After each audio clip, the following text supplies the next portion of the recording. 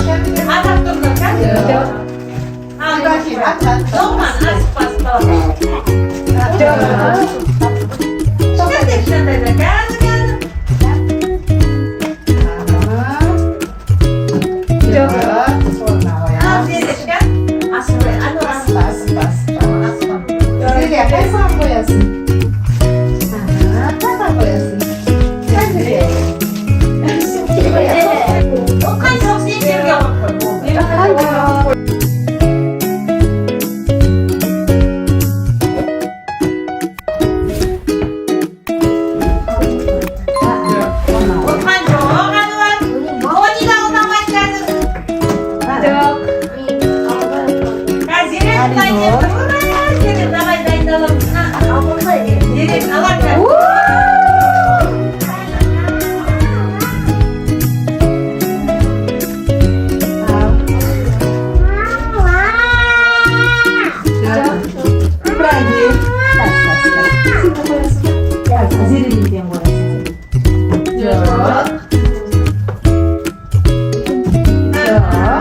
Денеж қояды, енді қайсысын қояды? Давай вперед.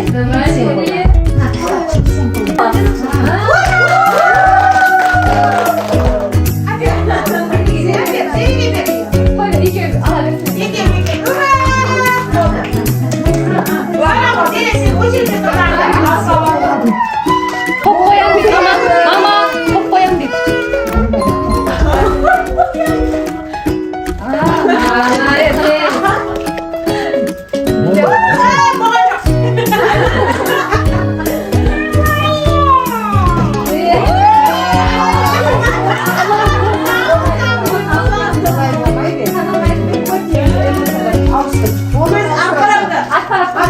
Ana,